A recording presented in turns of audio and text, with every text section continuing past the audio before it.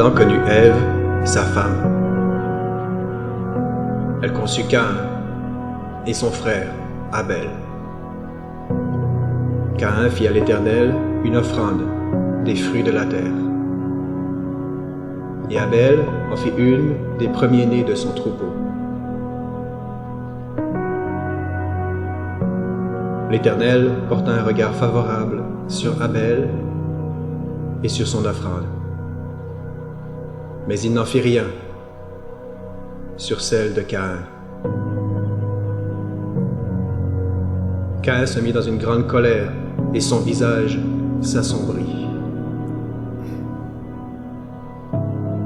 Il se jeta sur son frère et le tua. Voici les origines.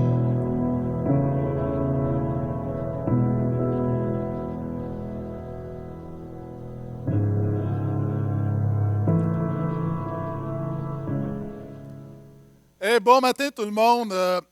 Je suis super content ce matin. Super content. Pour ceux qui ne me connaissent pas, je me nomme Gaétan, je suis le pasteur principal de l'Église avec une super équipe. Vous avez vu plusieurs membres. Et vendredi, toute une fin de semaine, vendredi, on a eu notre cérémonie tapis rouge de reconnaissance pour nos bénévoles. Et quelle joie de savoir qu'il y a au-delà de 350 bénévoles dans cette Église. Des gens qui font avancer l'Église. Bravo! Il y a peu d'organismes dans ce monde qui peuvent se vanter d'avoir 350 bénévoles. Et je suis vraiment reconnaissant parce que vous savez, c'est vraiment vous qui faites avancer l'Église et on a voulu vous dire merci vendredi. Et ce matin, tu es ici et tu dis, est-ce qu'il y a de la place? Oui, il y a de la place pour tout le monde. On est également heureux parce que pour la première fois depuis qu'on a commencé l'Église de Terrebonne, l'Église de Terrebonne et Laval sont réunis à un même lieu, en même temps, exceptionnellement, pour célébrer nos baptêmes. Encore une fois, juste quand je me suis réveillé ce matin, de savoir qu'il y a des baptêmes, c'est toujours une bonne journée. Ah, tu peux avoir une mauvaise journée, mais pour Jésus, c'est une bonne journée. Est-ce que je peux entendre amène à ça? Et il y a des gens qui nous visitent. Il faut que tu apprennes quelque chose sur l'Église du Portail. On est des ameneux puis des clapeux. OK? On aime dire amen. Pourquoi? Parce que c'est pas le genre d'église où tu as le prêtre ou le pasteur qui parle puis les gens sont tranquilles. On croit que ça se passe entre deux. Donc, on est des ameneux et on est des clapeux. On aime s'applaudir. On aime s'applaudir et on applaudit pour tout et pour rien. Donc, faites-vous-en pas. Maintenant, on est dans une série, 7e message de la série Origine. Tout le monde a entendu parler d'Adam et Ève, du serpent, le fruit défendu, de l'Arche de Noé. Il y a un film qui sort dans 2 semaines sur Noé. Les critiques aux États-Unis sont... mais d'une manière ou d'une autre, on sait que ça va être un bon film. Peut-être qu'il ne sera pas totalement biblique, mais c'est inspiré de la Bible et déjà ça, c'est une bonne nouvelle. Une bonne nouvelle. Et tous ces éléments de la culture populaire, en fait, sont basés sur un livre de la Bible, le livre de la Genèse, le premier livre de la Bible. Et ce qu'on voit, on est depuis le début de l'année dans une série où on voit les 11 premiers chapitres de la Genèse. On a vu Adam et Ève, évidemment. On a vu justement le serpent, le fruit défendu. Et ce matin, on va parler des 3 fils d'Adam et Ève, particulièrement de 2 fils, Caïn et Abel. On est dans Genèse chapitre 4. Et une des choses que la Bible fait, la Bible aime caractériser. Qu'est-ce que caractériser? La Bible, souvent, va prendre, on a une histoire où on prend une caractéristique d'un personnage et la Bible se concentre sur une caractéristique souvent, la caractéristique qui résume le caractère. Je veux juste dire que le plus important pour Dieu, c'est ton caractère. Le plus important, ce n'est pas les paroles. Le plus important, ce n'est pas tes pensées. Pourquoi? Parce que tes pensées vont générer des paroles et des actions. Tes actions et tes paroles vont générer des habitudes. Tes habitudes vont générer un comportement et ton comportement va générer un caractère. Le centre de la vie, c'est ton caractère. C'est pourquoi ce matin, je te dis, préoccupe-toi plus de ton caractère que de ta réputation. Vous avez le droit de dire amen, j'ai dit que vous étiez des ameneux. D'ailleurs, même la Bible décrit Jésus comme étant le caractère de Dieu. Pour vous dire, c'est tellement important. Maintenant, le caractère, si on va parler de caractère, puis la Bible va soulever un trait de caractère de 3 personnages qu'on va voir ce matin. Et je pense que ces personnages, ces traits de caractère, ça renvoie à nos vies. Maintenant, le mot caractère vient du grec qui a donné le mot marque. Avez-vous remarqué, quand tu as un ado, la marque, c'est important. Quand ton ado veut des jeans, moi j'ai 2 ados, quand ton ado, et là je vais parler d'un gars, quand ton ado veut des jeans ou veut un chandail, ça peut être laid, mais si c'est du Volcom ou du Quicksilver ou du Element, c'est beau. parce que c'est de la merde. Quels sont ceux ici, le seul ketchup que vous acceptez de mettre dans votre bouche, c'est du Heinz? OK, dites pas amen, là. Il y a du monde qui spiritualise tout. Est-ce que vous savez qu'il y a des restaurants qui vont mettre du ketchup générique dans des bouteilles de Heinz? Pourquoi on se préoccupe plus de la réputation que du caractère du ketchup? Il y a des femmes, tu es ici ce matin, tu es à New York, dans le quartier chinois, et tu as acheté une sacoche Prada, Gucci. C'est pas une vraie. Et là, je le dis avec amour, mais tu fais ta fraîche. J'aurais pas dû te dire comme ça, excusez-moi. J'essayais de le dire de manière élégante, mais vous vous promenez avec votre Gucci, mais vous vous habillez à l'aubainerie, OK? C'est correct, c'est correct. Là. Je veux dire, je fais pareil, OK? J'ai pas de sacoche Gucci, mais la réalité, c'est que, tu as la réputation, mais tu n'as pas le caractère. Tu as la marque, mais tu n'as pas le fondement. Et souvent, dans notre culture, on met beaucoup d'efforts sur ce qu'on a l'air plutôt que ce qu'on est, sur ce qu'on est vraiment. Et la Bible révèle justement le caractère. La Bible n'est pas tellement préoccupée de ta réputation, parce qu'il y a des hommes qui ont une grande réputation, mais qui ne sont rien aux yeux de Dieu. Puis il y a des hommes et des femmes qui sont petits aux yeux de ce monde, mais qui sont grands aux yeux de Dieu. Maintenant, ta réputation et ton caractère, c'est deux choses. Et ta réputation d'entrée de jeu, c'est ce que les gens pensent que tu es. Ton caractère, c'est ce que tu es vraiment. Ta réputation est ce que tu fais quand tout le monde regarde. Ton caractère, c'est ce que tu fais quand personne ne regarde. Ta réputation peut grandir rapidement en un moment. Ton caractère se développe lentement toute ta vie durant. Ta réputation peut se créer en un moment, mais ton caractère est façonné au travers de 10 000 petits moments. Et là, ton caractère, souvent, on pense que la crise fait notre caractère. Écoute-moi bien. La crise ne façonne pas ton caractère. La crise révèle véritablement ton caractère. Et c'est pourquoi souvent dans la Bible, Dieu a choisi de mettre l'accent sur des crises. Pourquoi? Parce que ça révèle qui tu es vraiment.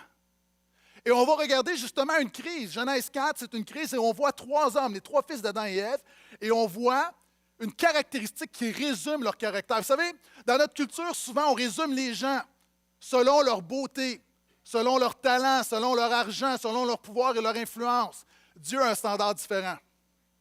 Dieu se préoccupe de ton caractère et on va regarder ce matin, et vous avez le texte biblique sur les écrans. On va le lire en 3 portions. Ce matin, je ne serai pas très long. Oui, je ne serai pas très long, crois-moi. Versets 1 à 5.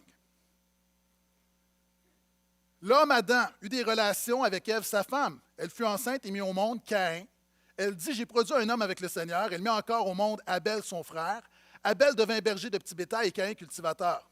Après quelque temps, Caïn apporta du fruit de la terre en offrande au Seigneur.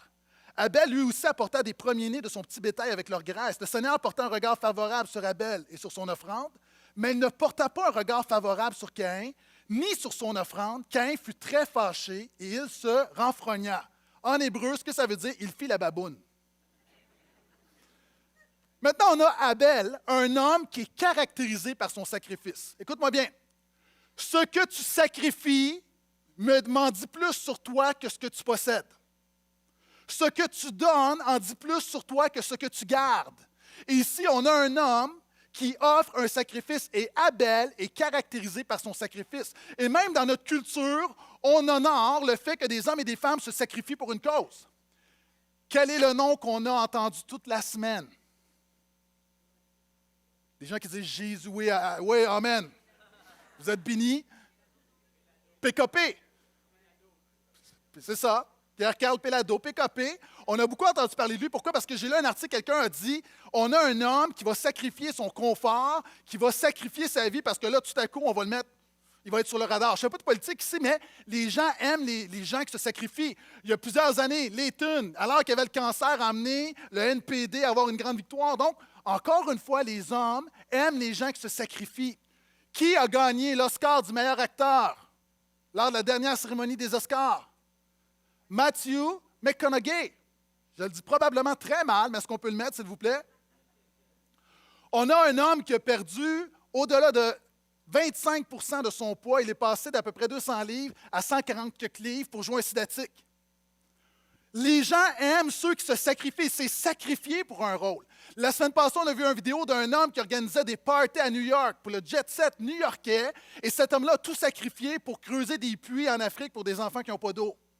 On a une Mère Teresa. Pourquoi est-ce que Mère Teresa, les gens vont élever Mère Teresa? Parce que c'est une femme qui a créé un mouroir pour s'occuper des gens que personne ne voulait s'occuper. Et lorsque tu arrivais pour mourir, c'était écrit « Avant de mourir, je viens chercher de l'amour ».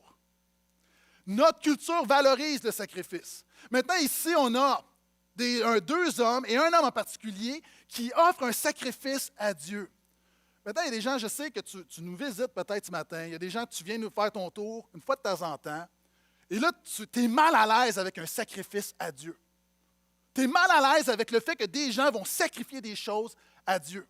Écoute-moi bien, tout le monde ici sacrifie quelque chose à son Dieu. Tu peux rentrer ici, tu peux être le plus ferme des athées. J'aimerais dire, mon ami, que tu sacrifies quelque chose à ton Dieu. Tout le monde a un Dieu. C'est quoi ton Dieu? La Bible dit, ton Dieu, c'est ce qui est numéro un dans ta vie. Peut-être que ce n'est pas Jésus, ça peut être une chose, ça peut être une personne, mais la chose pour laquelle tu sacrifies le plus d'argent, le plus de temps et le plus d'énergie, voilà ton Dieu. Et tout le monde, l'être humain, sacrifie toujours quelque chose pour quelque chose. Il y a des gens, ton Dieu, c'est toi. Il y a des gens, là, le plus d'énergie, ton énergie et ton argent va sur toi. Tu te fais bronzer, muscler, percer, tatouer, plastifier.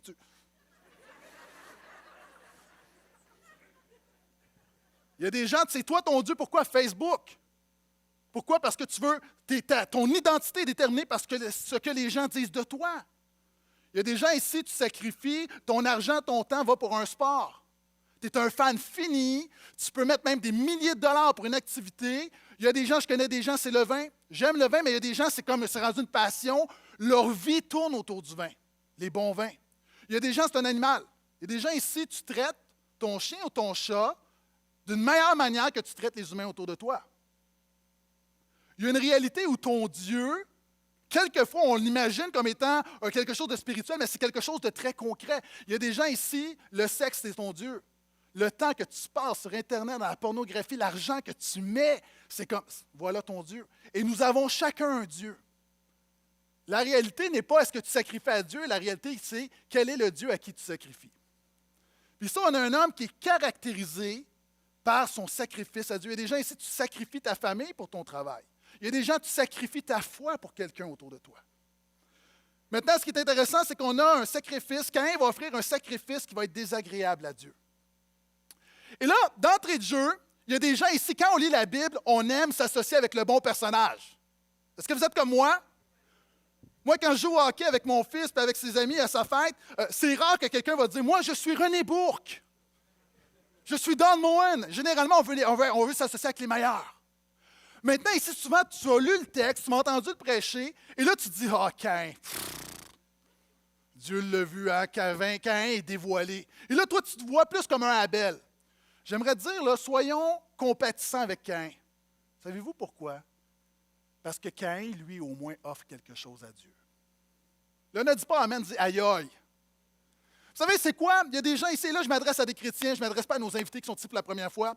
Tu te considères chrétien, mais tu n'offres rien à Dieu. Tu viens à l'Église, et la Bible dit d'offrir un sacrifice de louange. Et même, quelquefois, tu peux mépriser les gens autour de toi qui se donnent dans l'adoration. Tu regardes des gens qui lèvent leurs mains, il y a des gens qui sont vraiment connectés à Dieu. Il y a peut-être même quelquefois quelqu'un qui se met à genoux, puis là, toi, tu le méprises dans ton cœur. Mais au lieu de le mépriser, ça devrait être un miroir pour te dire, lui, au moins, il sacrifie quelque chose à Dieu. C'est quoi sacrifier? Moi, quand j'élève la voix, je sacrifie de mon orgueil. Quand je suis dans la présence de Dieu, je sacrifie de ma prestance. Pourquoi? Parce que le plus important, c'est d'adorer mon Dieu, ce n'est pas de savoir ce que les autres pensent que j'ai l'air. La réalité, c'est la même chose. Il y a des gens, tu es tellement cynique, quand on passe l'offrande, tu dis, il passe encore le chapeau. Mais alors qu'il y a des gens qui gaspillent leur argent dans toutes sortes de choses, alors qu'il y a des gens qui croient à quelque chose d'éternel qui a un impact pour transformer les vies, toi, tu juges ça. Il y a des gens, c'est quand la dernière fois que tu es venu à l'Église, tu entends la parole, mais c'est quand la dernière fois tu as vraiment sacrifié ta fille, tu as vraiment dit, Seigneur, je te présente mes études, mes rêves, mon travail, ma femme, mes enfants, mes ambitions, mes passions, mes loisirs. Seigneur, si tu es vraiment Dieu, je te donne tout.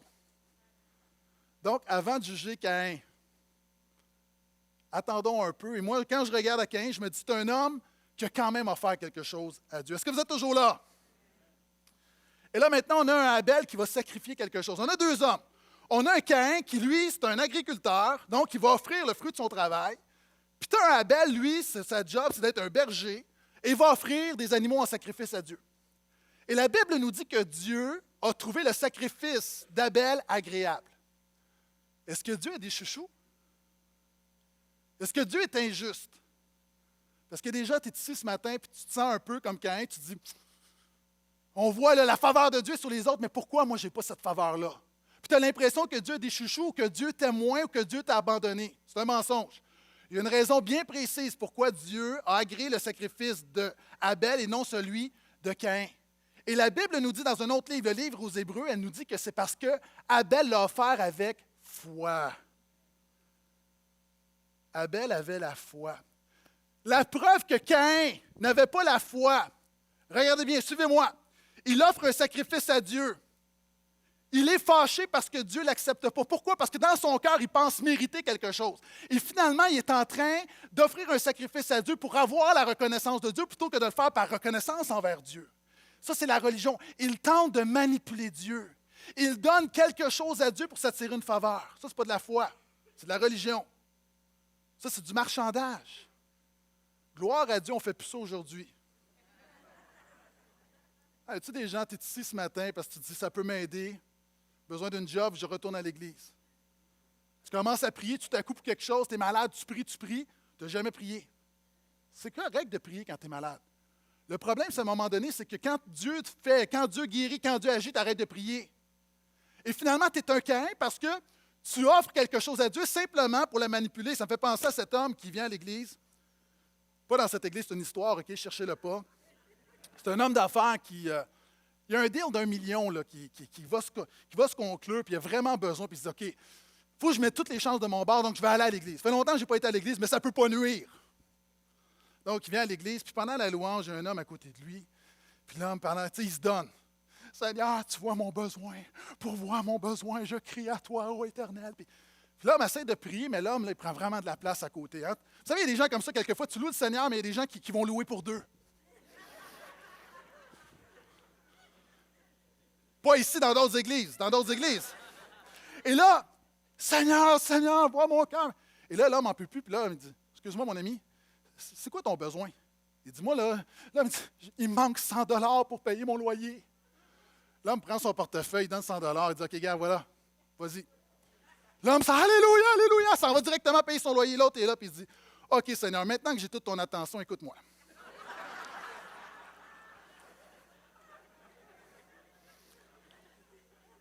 Tu ne peux pas donner quelque chose pour avoir l'attention de Dieu. Est-ce que tu comprends le principe? C'est pourquoi Dieu n'a pas trouvé le sacrifice de Caïn agréable. La Bible nous dit également, puis on a la clé, c'est que, regardez, Caïn a offert du fruit. Tu sais, du fruit. La Bible nous dit qu'Abel a offert ses premiers-nés. La différence entre Caïn et Abel, c'est que Abel a offert le meilleur à Dieu. La réalité, souvent les chrétiens, on offre nos restants à Dieu. Tant qu'offrir tes restants, offre rien à Dieu. C'est comme si tu m'invites à manger, j'arrive chez toi, et là, sur l'heure du midi, tu dis, OK, pasteur, j'ai préparé quelque chose, et là, tu sors tout ce qui reste. Un restant de pâté chinois, un restant de spag, un restant de sandwich au fromage, puis là, il reste un restant de vin, puis là, avec du 7-Up, tu mélanges ça, puis tu me fais une belle assiette. Il n'y a personne qui va faire ça. Pourquoi? Parce que tu vas te considérer comme un mauvais hôte. Tu ne peux pas offrir tes restants.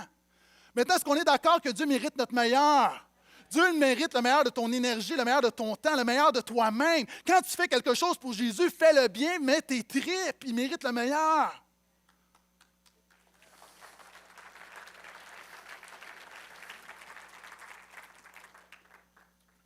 En réalité, le problème, ce n'est pas nécessairement ce que ces hommes ont fait.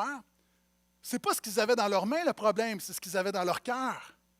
Regardez le texte, la Bible dit que Dieu fut favorable sur Abel et sur son offrande. Dieu, là, s'en balance de ton offrande. Il voit la personne avant. Il voit ce qui prend place avant. Maintenant, j'ai une question. Ce que tu sacrifies présentement à Dieu se compare à quoi? Est-ce que tu es pire que Caïn? Pire que Caïn, c'est-à-dire, tu n'offres rien à Dieu, alors que lui te donne la vie, te donne la santé. Même si tu ne crois pas en Dieu, là, la Bible dit que Dieu t'a tout donné. Même si tu ne crois pas en Dieu, Dieu t'a tout donné. Dieu te donne la respiration. Les gens, ce matin, tu penses que tu fais une faveur à Dieu d'être là. C'est Dieu qui te donne la santé pour être ici ce matin. Ton argent, tes biens, les proches autour de toi, c'est une bénédiction de Dieu. Quelquefois aussi, on est peut-être comme Caïn, c'est-à-dire on offre des choses pour des mauvais motifs. Quelquefois, on est comme Abel. On veut offrir le meilleur, mais est-ce qu'on est d'accord que même si tu donnes ta vie pour Jésus, ça ne sera jamais suffisant pour un Dieu éternel, un Dieu qui est bon, un Dieu qui a la richesse de sa grâce, qui déverse la richesse de sa grâce envers toi. Hein, c'est comme si je reçois l'homme le plus riche du monde. Je fais encore le lien avec le restant. C'est comme si je reçois l'homme le plus riche du monde. J'ai beau cuisiner, j'ai beau acheter le meilleur vin de la SAQ que je suis capable de me payer, ça ne sera jamais assez. Pourquoi? Parce que son quotidien, son vin sera toujours meilleur, sa nourriture sera toujours meilleure, parce qu'il peut se payer les meilleurs chefs. La réalité, je ne serai jamais capable d'accoter sa réalité. Est-ce que tu es là? Et tu peux donner pour Dieu, mais tu vas toujours être déficitaire. Et c'est pour ça que tu as besoin d'offrir un sacrifice supérieur. Et j'ai une bonne nouvelle pour toi ce matin. À toi qui m'écoutes, puis tu dis, moi, j'ai peut-être les mains vides. Ou oui, quelquefois, j'offre un sacrifice avec de mauvais motifs. Puis oui, je fais mon possible, mais je rends compte que ça n'accote pas la grandeur de l'infinie richesse de Dieu. La bonne nouvelle nous dit que le sacrifice de Jésus pour toi parle plus que celui d'Abel. Ce matin, si tu mets ta foi dans le sacrifice de Jésus, dans le fait que lui est mort pour toi, et je vais développer ça dans quelques instants, la Bible dit que tu offres le meilleur des sacrifices. Moi, Gaétan Brassard, je me rends compte que peu importe ce que je donne à Dieu, ça ne sera jamais assez. Pourquoi? Parce que je suis un homme pécheur, un homme quelquefois qui a des mauvais motifs, un homme qui chute, un homme qui lutte, mais que lorsque par la foi je présente le sacrifice de Jésus, c'est le meilleur des sacrifices que je peux offrir devant Dieu. On continue. Versets 6 à 16. Maintenant, on va parler un petit peu plus de Caïn. Le Seigneur dit à Caïn, « Pourquoi es-tu fâché? Pourquoi fais-tu la baboune? Pourquoi es-tu renfrogné? Si tu agis bien, ne relèveras-tu pas la tête? Mais si tu n'agis pas bien, le péché est tapé à ta porte et son désir se porte vers toi. À toi de le dominer. » Caïn parla à Abel, son frère. Comme ils étaient en pleine campagne, Caïn se jeta sur Abel, son frère, et le tua. Le premier meurtre de la Bible. Il va tuer son frère.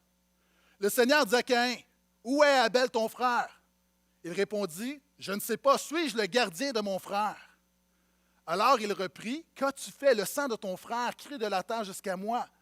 Maintenant tu seras maudit, chassé de la terre qui a ouvert sa bouche pour recevoir de ta main le sang de ton frère. Quand tu cultiveras la terre, elle ne donnera plus sa force. Tu seras errant et vagabond sur la terre. » Caïn dit au Seigneur, « Ma faute est trop grande pour être prise en charge. Tu me chasses aujourd'hui de cette terre, je serai caché, tu ne me verras plus, je serai errant et vagabond sur la terre. Et si quelqu'un me trouve, il me tuera. » Le Seigneur lui dit, « Alors si quelqu'un tue Caïn, on le vengera 7 fois. » Et le Seigneur mit un signe sur Caïn pour que ceux qui le trouveraient ne l'abattent pas. Puis Caïn se retira de devant le Seigneur et s'installa au pays de Nod, qui veut dire vagabondage, à l'est d'Éden, du jardin d'Éden. On a une deuxième personne maintenant, on a un Caïn qui va être personnalisé, caractérisé par son péché. Le mot qui va définir Caïn, c'est le péché. La Bible nous dit que chacun d'entre nous ici, on est déconnecté de Dieu et on a beau y croire ou pas, on est caractérisé par le péché. Il n'y a personne de parfait ici. Et dans notre culture, on a de la difficulté avec le péché. Maintenant, tu peux avoir de la difficulté avec le péché, mais il y a une réalité devant Dieu. Encore une fois, nous sommes caractérisés par le péché. Et je vais l'illustrer. Est-ce que je peux avoir un jeune? J'ai besoin d'un jeune, là, j'ai besoin d'un cobaye, un jeune courageux. Un jeune pas courageux. OK, un vieux courageux. OK. Excellent. Est-ce que tu aimes la vanille? OK, on peut en prendre un autre qui aime plus la vanille, là. OK? J'aimerais te faire goûter à la vanille. OK, tu peux rester proche, n'aie pas peur. OK. Vanille. Comment tu trouves ça? C'est bon? OK. Mets-toi à côté de moi. J'ai appris quelque chose sur la vanille cette semaine.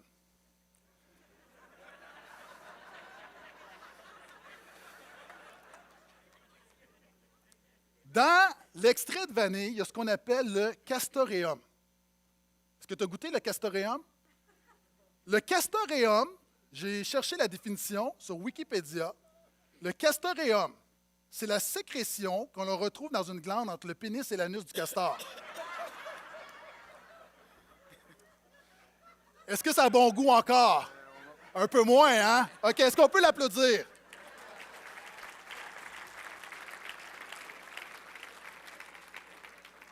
Mais c'est vrai. C'est vrai, j'ai lu un article sur toutes les choses dégueulasses qu'on ingère. Et le castoreum, c'est comme je me suis dit, plus jamais je vais manger ça de ma vie.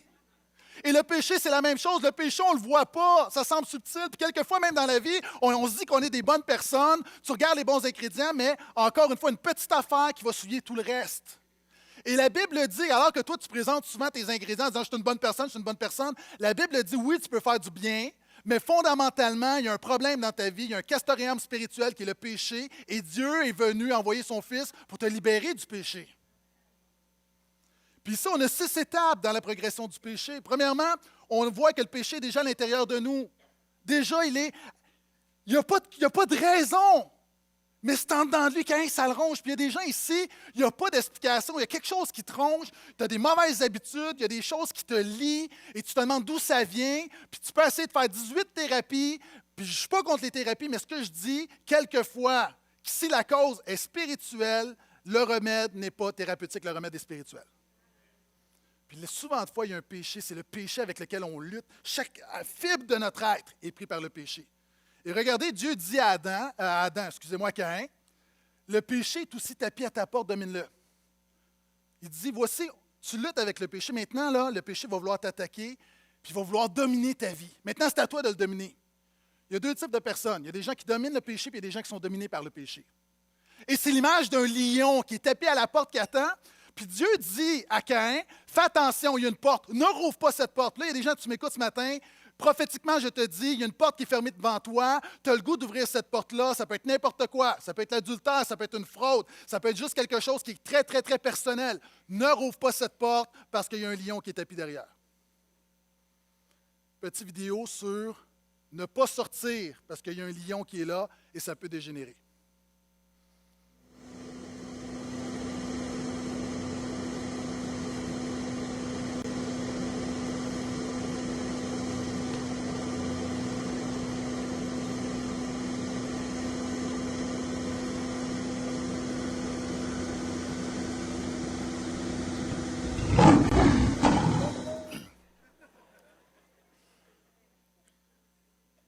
T'imagines, tu vas aux zoo de Granby, puis tu finis dévoré. Il n'y a personne qui s'est levé un matin en disant « Aujourd'hui, je me fais dévorer ». Il n'y a personne qui se lève un jour en disant « Aujourd'hui, je scrape ma vie, aujourd'hui, je suis dominé par le péché ». Tout ça commence par une porte que tu ouvres que tu ne devais pas ouvrir. Et la bonne nouvelle là-dedans, c'est que Dieu veut nous aider avec le péché. Il va dire à Caïn, il lui pose la question « Que fais-tu? Où est ton frère? » Hey, mes amis, est-ce qu'on pense vraiment que Dieu veut une information?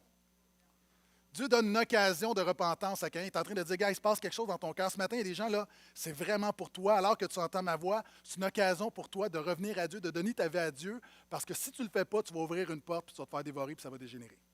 Puis il y a du monde qui pourrait se lever et témoigner, j'ai ouvert cette porte. Puis je vis les séquelles de ce que le péché peut faire.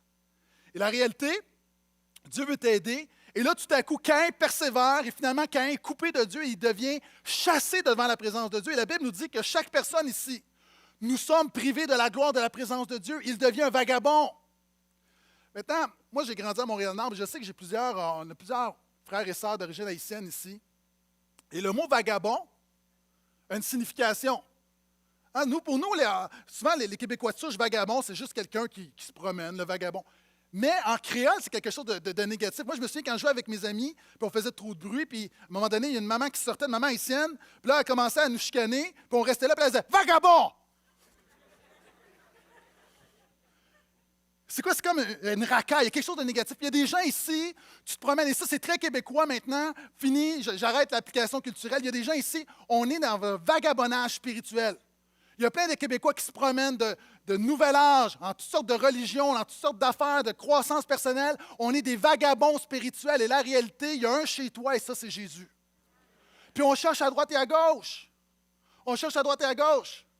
Puis, juste, je continue avec le créole. Est-ce que vous me le permettez? OK, je vois là, plusieurs jeunes haïtiens qui sont ici. Là. Tu ne te préoccupes pas de Dieu puis tu ne réalises pas que tu es fréquent. Puis tu ne réalises pas là, que de demeurer là, en fait, tu es juste un soumoun. Qu'est-ce que ça veut dire? Ça veut dire, je vais le dire en québécois, là, c'est que quelquefois, on est tellement arrogant, tellement suffisant de nous-mêmes, qu'on ne réalise pas combien on a besoin de la grâce de Dieu pour être transformé. C'était la fin du volet culturel. Il continue en disant, « Mon péché est trop grand pour être pris en charge. » On a tous vu ces histoires où il y a un homme qui va prendre un petit bébé ours, puis c'est mignon, un bébé ours, mais le bébé ours va grossir. Puis à un moment donné, le bébé ours pèse 3000 livres, puis il va l'attaquer. Puis il y a des gens ici, tu as ouvert une porte, tu joues avec le péché. Là, je prie que le Saint-Esprit l'applique dans ta vie. Puis là, ça grossit, ça grossit, ça grossit. Puis il y a une réalité, à un moment donné, tu n'es plus capable de dealer avec. C'est devenu trop grand. La crise est trop forte. Maintenant, il y a tout un processus, puis je te donne la solution dans quelques instants, mais c'est important de comprendre que ce texte-là parle pour nos vies également. Et 2 symptômes du péché, c'est le doute et la peur.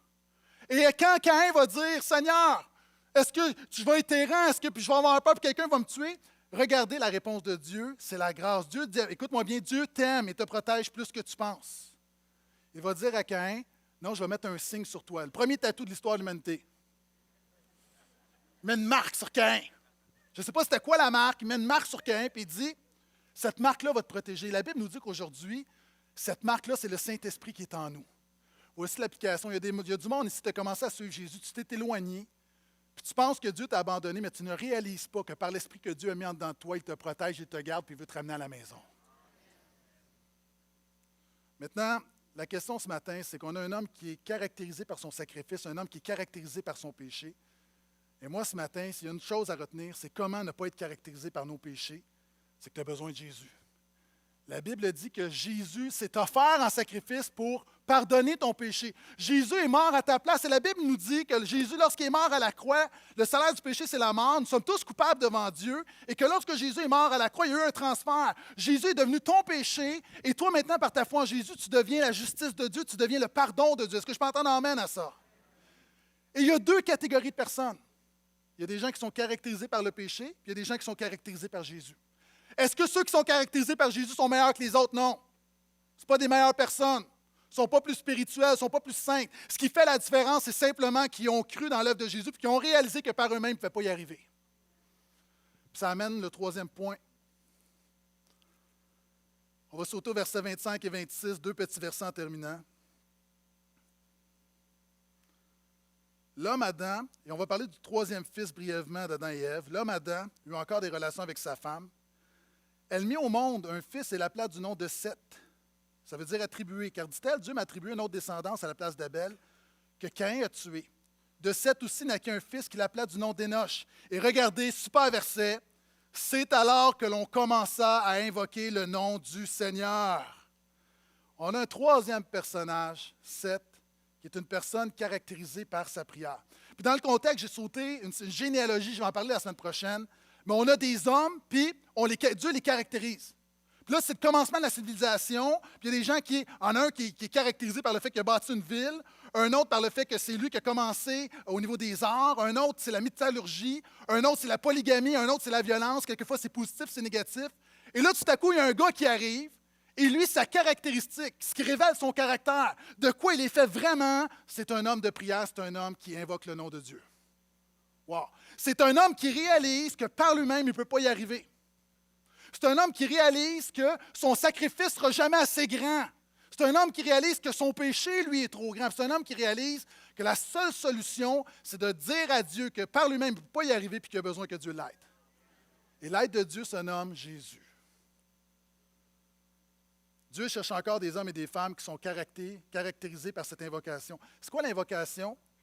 C'est appeler une puissance surnaturelle à son aide par des prières.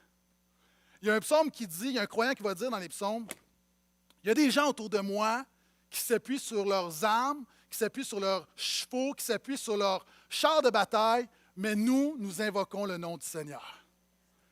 Ah, des gens, quand j'ai donné ma vie à Jésus, j'ai des amis qui m'ont dit, tu es un faible, tu as besoin d'une béquille. OK? Application culturelle. Si tu te retrouves dans Hunger Games, tu prends la meilleure arme disponible. Et moi, ma meilleure arme, c'est Jésus. Il y a du monde qui dit, par moi-même, je vais y arriver. Est-ce qu'il y a des gens qui croient à la prière ici? Ah, la prière, c'est pas juste de... La prière, c'est vraiment invoquer Dieu, c'est faire en sorte que tout ce que Dieu a, il l'applique dans ta vie. Un homme, un jour, qui croyait à la prière, a été défié. Il est sur un bateau, il y a une tempête, le bateau va couler, le capitaine dit, Est-ce qu'il y a quelqu'un parmi nous qui croit vraiment à la prière? Puis il y a un homme qui dit, moi, alléluia, je suis un emmeneur, je suis un clapetteur, oui! Là, il dit, OK, tu crois à la prière? Parfait, parce qu'il nous manque un gilet de sauvetage. Donc, nous, on met les gilets, toi, tu pries. Mais c'est ça, invoquer le nom du Seigneur, c'est te confier dans le Seigneur. La Bible dit que celui qui invoquera le nom du Seigneur sera sauvé. Ce matin, tu veux être pardonné, tu as juste à invoquer le nom de Jésus. Ce matin, tu veux une nouvelle vie, tu as juste à invoquer le nom de Jésus. Ce matin, tu veux être libéré, tu as juste à invoquer le nom de Jésus. Ce matin, tu veux être arraché de l'enfer et tu veux la vie éternelle, tu as juste à invoquer le nom de Jésus. Nos baptisés, la seule chose qu'ils ont fait, c'est invoquer le nom de Jésus. Puis à un moment donné dans l'histoire où on avait oublié d'invoquer le nom de Dieu, où les hommes ont essayé de marcher par eux-mêmes puis ont été caractérisés par leurs péchés. Puis là, il y a une génération qui se lève qui dit, nous, on est caractérisés par le fait que c'est alors qu'on commença à invoquer le nom du Seigneur. Écoute-moi bien. Tes sacrifices ne seront jamais assez grands et tes péchés seront toujours trop grands pour attirer la faveur de Dieu. Tu peux provoquer Dieu, tu peux le révoquer, tu peux le convoquer ou même l'évoquer, mais la seule véritable solution est de l'invoquer. Et je termine avec ceci. Quel mot te caractérise le mieux ce matin? Des gens ici, là, s'il y a un mot pour te définir, c'est quoi ce mot-là? Des gens, ce serait peut-être échec, abus. Des gens, ce qui te définit maintenant, là, ce qui prend le plus de place dans ta vie, c'est cancer. Des gens ici, c'est divorce. Des gens, c'est déception. Des gens ici, ce qui te caractérise, c'est dépression, burn-out. Présentement, là, c'est le mot qui te définit. Et savez-vous quoi? Il y a des gens ici, ce qui te définit présentement, c'est succès. Puis souvent, on pense que quand on a le succès, qu'on n'a pas besoin de Jésus.